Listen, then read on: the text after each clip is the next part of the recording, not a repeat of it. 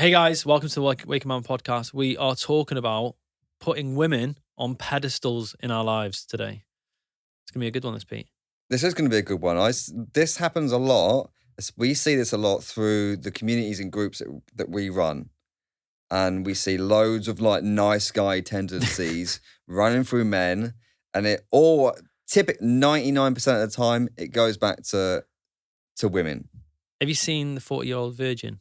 I have, yeah. It's a great film. There's a moment in it, and there's a group of guys sat with the main character, Andy, I think his name is, sat around the table. How do I remember that? It's just, and they're like giving him advice about why he hasn't got laid and why he's a 40-year-old virgin. And one of the characters goes, "You're putting the pussy on a pedestal." Yeah. It's just, I remember like, I didn't even like really consciously register it until I started looking at this. And it was actually from a coaching session of mine that I had this pedestalizing, and I actually checked it out on Google, and I was like, "Is this a thing?" And I saw it on the Urban Dictionary. It's called pedestalitis. It's where you constantly put women on pedestals. Yeah. So it's in the Urban Dictionary. It's not just like a new term, and it's not something we've made up. But this is something when you look into the way guys behave around women. What's happened is they have done a number of things that has removed them from the control of their own life because they are worshipping women. And yeah, here's an example. I got one when you just said that. So, beautiful woman. I know what's coming. She's absolutely gorgeous to look at. Men who aren't used to being around beautiful women or knowing how to behave, how will they behave in that moment? So they're now next to a beautiful woman. How are they going to behave? Or sometimes awkwardly. Oh, they get awkward. They get overexcited. They don't know how to fucking talk. Don't know how to act. Right? They've immediately put, because she's a beautiful woman. That's so funny. They've just like raised her bar because she's a beautiful woman, lowered their own bars. I've just don't know how to act. I've just actually like had a flashback to a time in a club, and this beautiful woman came up and spoke to my mate. He went to pieces, and he literally was jumbling his words. He couldn't. I'm laughing because I was like, I remember watching it unfold in front of me, and I was crying. I was crying. He went to pieces.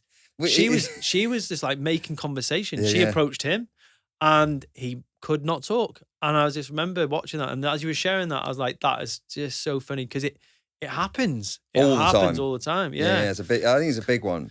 So, guys, you need to listen to this podcast if you struggle making decisions in your own life because you're doing this with either your wife, your partner. It could be that you might not do this with women. So, as you're listening to this, you might not just do it with women. You might do it with your boss or your father as well. You know, but you might feel like your life isn't your own. And what's happened is you've assumed the nice guy role in the relationship. And because you've put the woman in your life on a pedestal, she makes the decisions, you now feel like your life isn't your own. You've got so lost in following her lead, doing the way things that she wants, having sex the way she wants, all these things. Like, you've kind of lost sight of where you're in charge of your own life. And I've heard guys say this. I just don't feel like I'm the master of my own life. The master of your own life. It's demasculating for a man. Yeah. So a man will start to lose his like masculinity and his energy around being a guy, if he doesn't step into that role, right? And if he puts his woman on a pedestal, like automatically he will start to lose his masculine energy. And over time, that is fucking unattractive. For the woman. Yeah. 100%. Yeah. And sooner or later, things probably won't work out. So another reason you need to listen to this podcast, if you subscribe to the she wears the trousers narrative. So if you, as a guy, you're in a relationship and you said that recently, she wears the trousers, listen into this podcast. Really get attentive of what we're going to share, because this is going to be really helpful for you. And this could, you could be subscribing to that narrative, and then equally you can feel that she's waiting for you to step up. And I honestly, guys, you know, as I'm talking about this, the reason I know this so well is because I felt it in my own relationship. I've had it in shades in my relationship with Poppy, and I was sharing with Pete about some of the changes I've made recently, where I have stepped up, I have made changes, and I can notice the difference. My sex life has improved. I'm having more frequent sex. I feel more desired.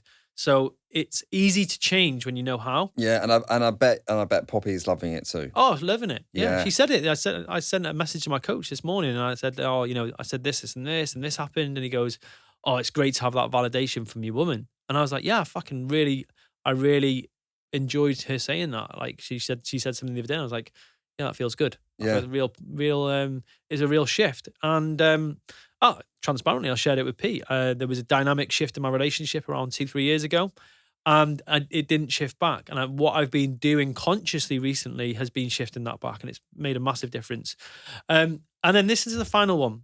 You feel like the naughty little boy in your relationship, and you're always waiting to be told off.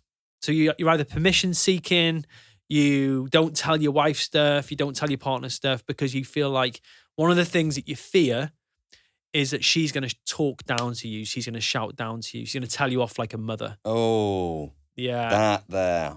Yeah, that was like, oof. That's a fucking right. Let's delve into that. So here's why I think that happens, and then you can share afterwards.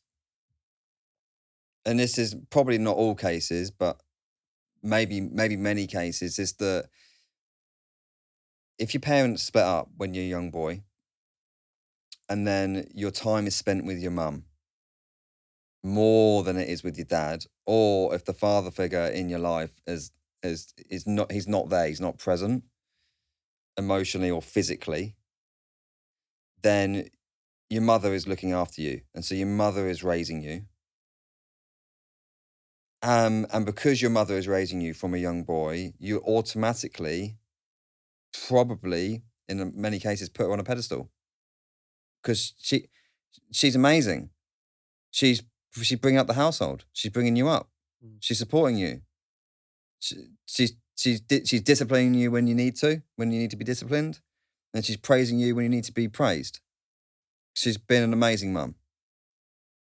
But what's happening there, if you haven't got a masculine role model, you haven't got a father figure around, is that you're automatically pedestaling the woman in your life, rather than there being an equal balance, and you're confident in men, and Yeah. and probably actually that's it. There is that you start to lose your confidence in men, and you put more of your confidence in women.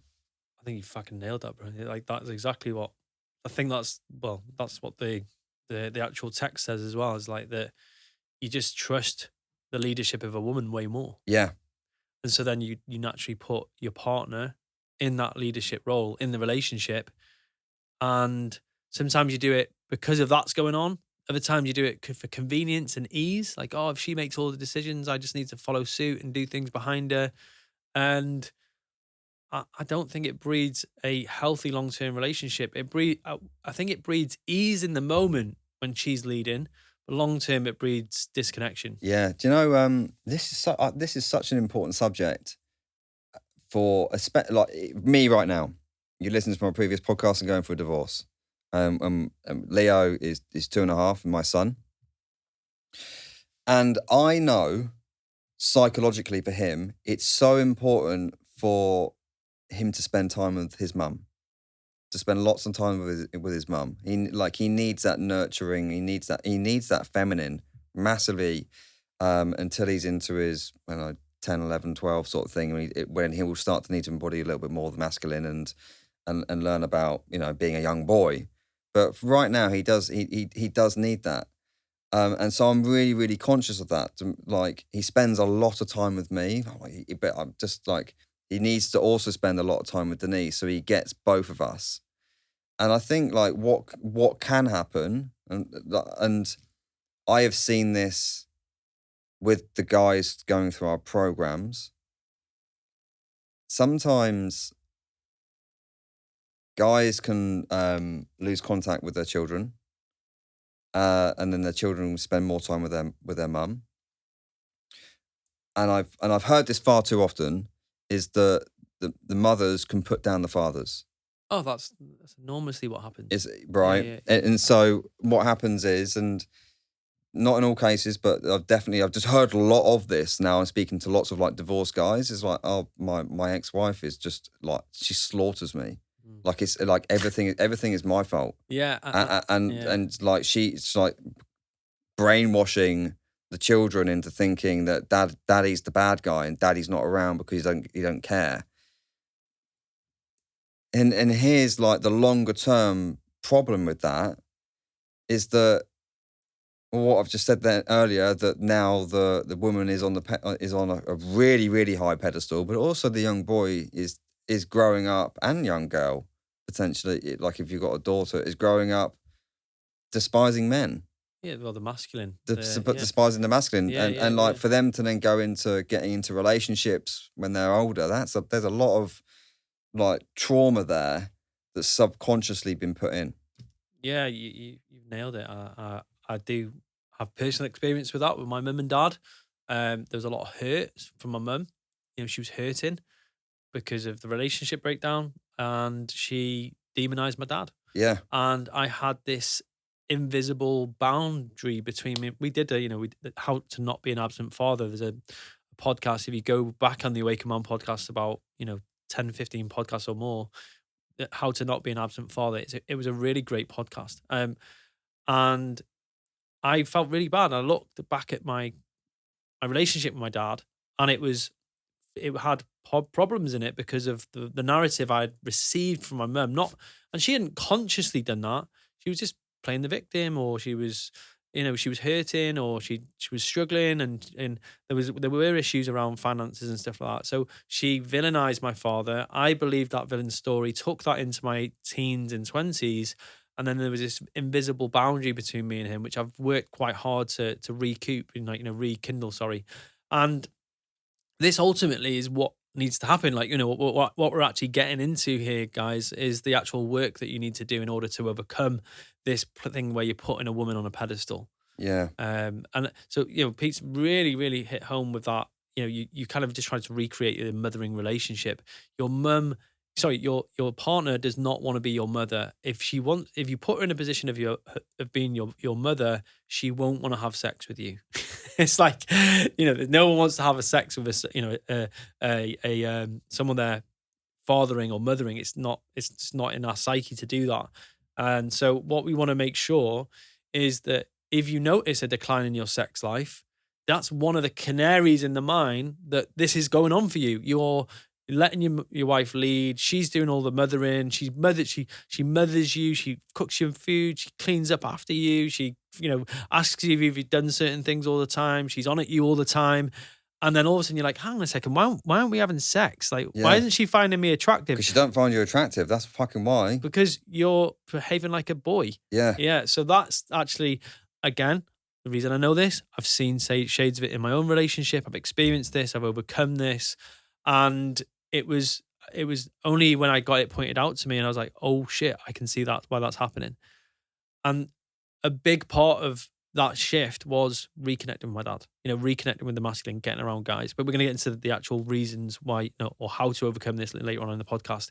But what we've covered on previous podcasts, and there's a few pieces that need to fit together here, is that a guy needs to be the ruler of his kingdom. He needs to be on his inner throne.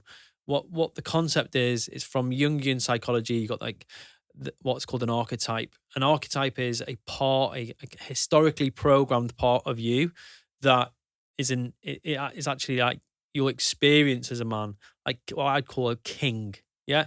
So a king is the ruler, the decision maker, the community builder, the peacemaker, the conqueror, the instructor of the doer. This is why if a guy hasn't got his internal king sat at his throne, when he's not ruling his own life, he'll struggle with all of that. He'll struggle to make decisions.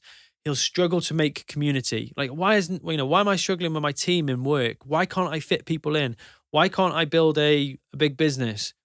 Well, the reason why is because that part of you is hampered somewhat. The peacemaker. Why do I fall out with people then wreck relationships? Pete and I were talking about a guy before, and he wrecks relationships. And and we're like, oh, well, he's going to struggle in life largely because his inner ruler is probably not sat at the throne in his life. And conqueror, like, why can't I take over business? Why can't I make sales? This is all coming back to, I'm not sat in control of my own life, or I don't perceive that I am. Yeah. If you haven't listened to our previous podcast on being a high value man, pause this, go back and listen to that, because this really comes like embodying the warrior, the king. It's also being high value and having high standards as a man. So here's the thing, like what I touched on at the start of the podcast when we spoke about the beautiful women, right? But here's the thing.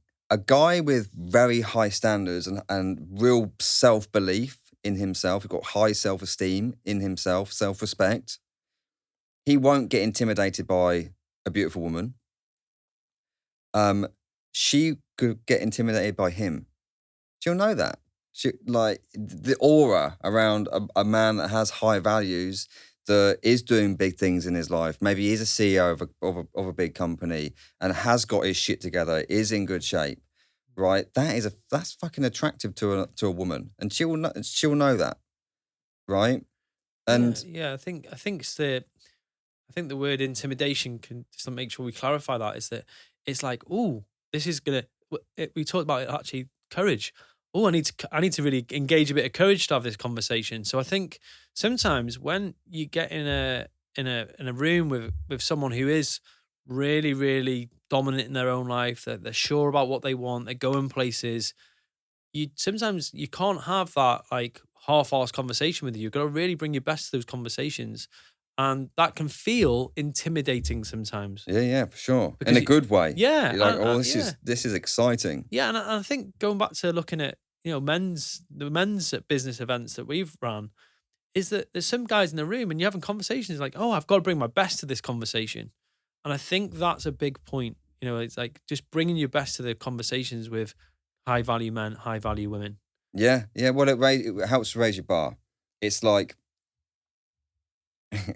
I ran my Leo's school race the other week, right? And I took it really freaking seriously because I thought, there's no freaking way I'm going to lose this. I took it seriously. You went and got coaching for 12 weeks. I went and got coaching. No. Yeah. Anyway, I won the race, right? But well done, Pete. Thank you. That's right, mate. Well done.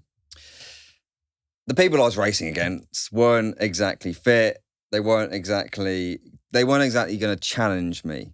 Let's put it that way. Whereas if I was racing against like Ben, for example, Ben's fit, like he used to do track, right? And then I've got 5 other Bens who also do track. I'm going to have to really exert myself and push myself to the limits, push another 1 or 2% like out of me that I didn't necessarily know I had, right? And so it's an important thing for a guy to be able to put yourself in a different proximity environment, raise the bar. Because otherwise, if you're in a low environment, I'm going to win that race, not a problem. I don't have to exert myself. Yeah, I think this is, you're actually making a really good point here, is that so many guys are isolated, so they don't get put and challenged by other men. They take their foot off the gas a little bit. And then sometimes the woman can get in, especially when women get together. Like the women's self-development movement has happened. You've seen talked about it on the podcast. Is that women have had their Oprah moment. They're having this wake-up call. They're like, they're pushing themselves in business. Poppy is a mover and a shaker. She's going places in business. If I rest on my laurels and take my foot off the gas, the dynamic shifts again. Yes. And that's what happens. Like Pete's making a really good point, is that so many guys are insular, isolated, disconnected, that their woman starts getting some great movement forwards, get great momentum in their career, and all of a sudden that balance shifts. It can do because this is what could happen. Well, I'm a great fucking mother, right? I can look after the house, and I'm making loads of money, right? I'm doing great in my business, right? I'm now out earning, and I'm out doing everything at home. Why do I need my man? Yeah. I think it's true. Isn't it, though? Yeah, it is, man. Yeah. Yeah, it is. And I'm laughing because I can see and I've heard it, and it's sad. It is sad because it's guys not being conscious, going, "Oh, hang on a second, this actually is a dynamic that can happen to me." Yeah, because if guys get too lazy, Yeah, and then you end up, or you end up putting your woman on a pedestal, and then these things are just happening before you know it. You could be out on your ass. yeah, and Yassine said this a few times, and to the guys is that women will have children with a nice guy, but will want to fuck a bad guy. Yeah. Because what will happen is that she gets really complacent and sees this guy as a boy, and he's really permission seeking. And I've got it here actually. You won't get sex. You'll break the relationship. You won't want to get involved in conflict. She'll see you as a doormat. He'll tiptoe around you. Sometimes I recognize this, and I was talking to Pete before, and I said, "Oh, last night I wanted to come down to London this morning. So to get to London for 8 o'clock this morning, I had to leave North Wales at 3:40. And I said to Poppy, I was like, "Hey, can you help me clear it? Because the house was a tip." And she said, "Well, I've done the cooking." I was like, "I'm not asking you to be 50-50 tonight. I'm asking you to do a bit for me because I need to get out of the house in the morning." And I was very directive, very I didn't give a shit if she got in a mood. And I was like, I don't give a fuck. If you get in the mood, you get in the mood. But I need help because I want to go to bed by 9. And I could feel that dynamic. And I was like, yes. Yeah, I bet she was like, fucking right. Yeah. I like that. Yeah. Oh. No, Tell me to clean some more. Yeah, she definitely got in a mood. I'll put it that way. She definitely got in a mood. But at the same time, she actually... Yeah, but at the same time, respected you. Yeah. Right? And for a guy, it's the biggest thing. What do us guys want? We want respect. Yeah. We want to be respected. We want to be respected from our women and from our peers.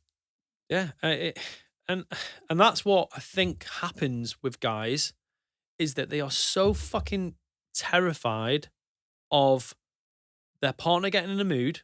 Like that, to some guys, I think is the end of the world. And I think it was for me for a good part. It's like, oh my God, I'll just go and do this because I don't want her to get in a mood with me.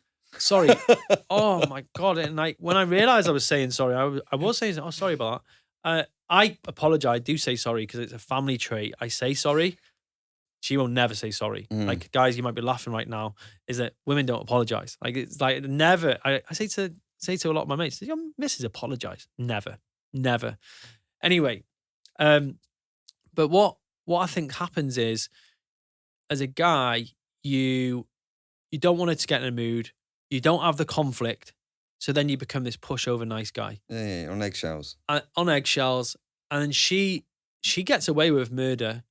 Yeah. And so what ends up happening is that dynamic shift. And again, if you listen to this, I'm not trying to villainize women. Because I absolutely, what I'm trying to help guys protect is the dynamic balance. It's got to be, it's not you dominating her. And I love what actually Robert Glover talked about this in his podcast with us, is what's called loving dominance. Yeah. It's, you've got this loving dominance. You say, hey babe, put your feet on my lap and I'll give you a foot massage. Or just, hey babe, put your feet up. And then grabbing her feet and giving her a massage. Or he actually uses it with door opening. He makes women wait for him to open the door. And he's in service, but he's leading. And I just wanted to remember, I've talked about this in a previous episode where I tried that for the first time. And I was in this shitty space we're talking about where Poppy was on the pedestal. And I was like, do you want a foot massage? And she was like, no. And then I just dropped back into like my feminine. And I was like, oh, sorry. Sorry. Yeah. And I remember thinking like, I was so fucking pissed off myself. I was like, oh my God, how did I fuck that up so badly? But it was who I was being. Yeah. I was being such a nice guy, feminine. I felt so dejected from the relationship at that point. I wasn't in a good space myself. And so this is when I really needed to work on this. And this is where this is kind of, I've seen it myself. I see it in guys as well. Yeah, and this is what I said on the last, this is about the man you are creating. Yeah. This shit takes time. It's like, you got to get awareness of it. It's like, okay, let me get hold of that. Let me work on this. Ben tried there, doing the foot massage, got a rejection. Bad. I'm glad it went badly. But a high value man and a guy that doesn't put women on pedestals, and a guy that is confident, like he'll like rejection's fine. Oh, okay, not a problem, love. Yeah, It's like he's cool with that. there was something that we looked at in like masculine feminine dynamics, and one of the key things of an integrated masculine part of a man is gives to the world when the world doesn't give back, and keeps giving to the world when the world doesn't give back. Yeah. So what happened, the foot massage incident, we'll call it, I offered the foot massage, I got rejected, and then I shrunk away. I was like, oh, never going to ask again. Whereas a real grounded masculine energy would be like, do you want a foot massage, babe? She says no. Okay, sound, crack on. No problem at all. No emotion over it. No, yeah, that's it. And the way this will work out as well, and guys who are in sales will know this, when you get a no in sales, you're like, right, okay, next. A no is next opportunity. No, right, I'm into the next opportunity. I'm going to give to the world. I'm going to ask again, even when the real world gives me rejection. So this will show up in your relationship, guys, but it'll also show up if you're a salesperson, if you're trying to sell. The guys who have the biggest problems in their business is when they take shots and they get a rejection and they drop into their feminine, their lower feminine. Well, this will come on just like with guys wanting sex with their missus. Yeah. And say you attempt to have sex and she's like, no, I'm tired. And then what can happen often is guy will get fucking moody. Oh, right, well, fuck you then. Yeah, behave like a little petulant child. Yeah, like a little boy, getting a little mood over it, getting a strop over it. Whereas, like, not putting a woman on a pedestal here is, oh, okay, not a problem, babe. Tomorrow night. Yeah. Right, not a problem. No emotion around that. Oh, cool, she's tired, that's fine. Yeah. And because I think the dynamic in that as well, ladies listening in might want to correct me if I'm wrong, but I think what happens is that's not attractive for a woman. If a guy goes, please have sex with me, and then you say no as a woman, and he goes, well, fuck you then. Oh, there must be something wrong with me. What's wrong with me? Yeah. It's like, whereas a guy that goes, hey, we're getting it on, and it's like, oh, I'm not feeling it. Okay, cool, sweet. And it's that, I think that's again, I think that's something like Pete said before, you build is like, okay, well, currently I'm behaving like this. If I get rejected for sex, I get in a little mood, a little strop. I've been doing that for a while, and I'm having sex less frequently. Right, that's where the issue's starting. Yeah, and I think this is another. We can talk about this one just on the sex thing. He's not asking for sex. It's like initiating it as a man. Just like I'm feeling pretty horny right now. She's fucking looking good, right? I've got a sexual urge. I'm going to initiate sex. I'm not going to ask her, hey, do you want to have sex right now? Because it's not really sexy, is it? Right? It's not really. Well, that's gonna make her horny. I'm going to initiate it, and if she responds like in a proactive way, then I know it's on. If she responds in a, hey, I'm a bit tired at the moment, then okay, not a problem. Yeah, I think that the real nuance, and even if you're watching this on YouTube, by the way, we've got a YouTube channel. We're filming this as well as we're talking, and so if you enjoy watching the podcast, it's Pete's mannerisms as he's talking about, like, way more relaxed, and he says, all right, that's fine. But then when I've been articulating, okay, sorry, I'm just dropping his shoulders, going forwards, like looking all weak, and like I think it's not that I do that, but I've noticed that's the feeling I've got inside me when I've had that rejection. I'm in that space. So, I think the way to overcome it is to first of all notice it. So first of all, that the awareness is the first point of change. Yeah, and practice. It's practice. It's like, go back to the beautiful girl analogy at the start. Well, it's not even an analogy. It's a thing. It happens often. It's practice. It's just being in the arena, right? It's facing it. It's facing the like little bit of awkwardness, little bit of fear, and then doing that anyway. And the more you do that, the better you're going to become at it. Yeah, there's three kinds of men that you'll experience, and like we can talk to when we're going through this pedestalizing. Is is the nice guy first and foremost. So we're going to go through all three now. Okay, the nice guy puts the opinions of others, especially women, on a pedestal. So like this is happy wife, happy life. She wears the trousers narrative. If I do what she says, if I what is called a covert contract, if I do what she says, I follow her lead, she will like me, respect me, and have sex with me. That's the narrative that a nice guy has in his head. But what he's actually doing, like what Pete nailed before, is that he's recreating his mother and son relationship. And what's actually going on, it's not her fault. It's not her fault. When I want to make sure as we're talking through this as well, when it's not the woman's fault. It's the man's fault here. It's like, you own your shit, guys, with this. You've done this to yourself. Like the friend zone in a relationship, she hasn't put you in the friend zone. You've put yourself in the friend zone. When you've shown up in a certain way, you've put yourself there. So what we want to do for guys is reclaim their own self-opinion. Like they're not externalizing what kind of man they are, who they are in the world at the whim and the expense of a woman's opinion of him. And that's, for a lot of guys, they want to validate through everyone in their social circle, people in their men's group or their work. They're constantly seeking external validation because haven't got this grounded masculinity saying, I'm good with who I am. And I think this is a big part of what I noticed in my own personal experience and with other guys. The guys that are constantly seeking validation from external sources, this is the nice guy trait. Yeah. So he's shown up as such an indecisive man that she's had to take the lead, especially if you've got kids. And this is what it was pointed out to me by Yassine. He said, actually, yeah, she's taking the lead there because the kids, you need to step into this role. And I was like, yeah, that makes a lot of sense. And as soon as I shifted that was totally different. And actually, what's actually going on is she will drop into her masculine and she won't want to be there long term. And that's what is actually it's not good for a woman to be constantly having to lead in that relationship all the freaking time. She doesn't want to lead everything. She'll want to lead her own career. She'll want to lead parts of the parenting, but she doesn't want to lead everywhere. And the reason that she's leading is she's like, well, he's not going to fucking do it, so I'm going to have to do it. And like Pete said before, she does that long enough and intense enough, she'd be like, well, what's his purpose? I'm going to go and look for a guy that's going to make me feel a bit more safe or secure. And that is where you start to see the relationship break down, from what I understand anyway. And I've definitely seen that in my own relationship. And I've definitely seen that in other guys' relationships, reporting that. And when it started to unfold and make sense, it's allowed me to go, hang on a second, where am I not showing up as the leader in my relationship here?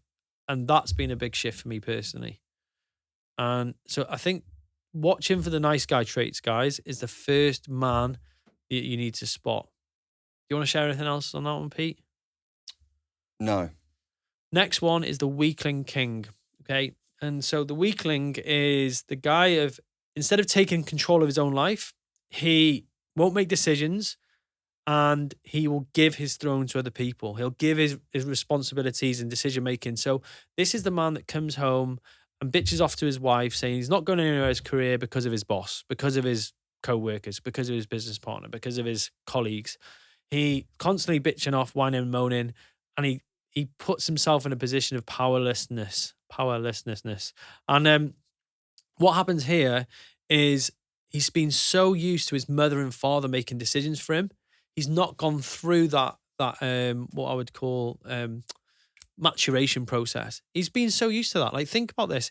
Like, did your mum and dad make decisions for you late on into your life? No. When do you think you had autonomy really? When did you start to go, well, actually, I can do pretty much what I want within reason here? It's just when I started earning money when I was like 16. So exactly. So from a very early age, 16 for Pete, he was started to feel like he had control, agency in his own life. And for a lot of guys, they've been so used to mummy and daddy making decisions that they haven't actually gone and made that jump, which is really important for guys as well. So the biggest problem with this guy, he just resides in his own drama, and his wife then feels like she has to fix it. Now, this is what we teach guys all the time.